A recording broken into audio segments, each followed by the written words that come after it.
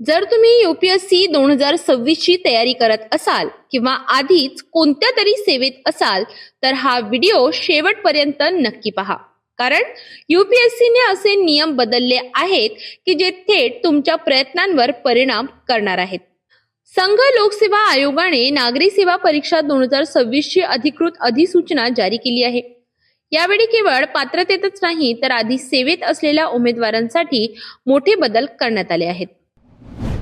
IAS साठी पात्रता. IAS साठी अर्ज करणाऱ्या उमेदवारांकडे भारतामधील मान्यताप्राप्त विद्यापीठातून कोणत्याही विषयातील पदवी असणे आवश्यक आहे. आर्ट्स, सायन्स, कॉमर्स कोणताही विषय चालतो.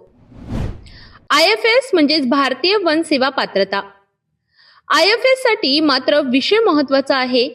त्यापैकी किमान एका विषयात पदवी आवश्यक, ज्यामध्ये कृषी, पशुसंवर्धन, पशुवैद्यकीय विज्ञान, वनस्पतीशास्त्र, प्राणीशास्त्र, रसायनशास्त्र, भौतिकशास्त्र, गणित, सांख्यिकी, भूगर्भशास्त्र या विषयांशिवाय IFS साठी अर्ज करता येणार नाही. सेवेत असलेल्या उमेदवारांसाठी मोठा नियम. UPSC चा स्पष्ट निर्णय. ज्यांची आधीच कोणत्याही सेवेत निवड झाली आहे ते CSE 2026 साठी अर्ज करू शकणार नाहीत. जर उमेदवारांची पूर्व परीक्षेनंतर आणि मुख्य परीक्षेपूर्वी सेवा निवड झाली तर त्यांना मुख्य परीक्षेला बसू दिले जाणार नाही. IPS साठी नवीन नियम. जर एखादा उमेदवार मागील CSE च्या आधारे IPS साठी आधीच निवड झालेला असेल तर CSE 2026 च्या निकालांवर IPS कॅडर पुन्हा मिळू शकणार नाही. हा नियम अनेक उमेदवारांसाठी मोठा बदल आहे. 2026 मध्ये पुन्हा ग्रुप A सेवा हवी असल्यास. जर उमेदवार आधी निवड झाल्यानंतर 2026 मध्ये पुन्हा ग्रुप A साठी बसू इच्छित असेल तर संबंधित विभागाकडून प्रशिक्षणातून सूट मिळणे बंधनकारक.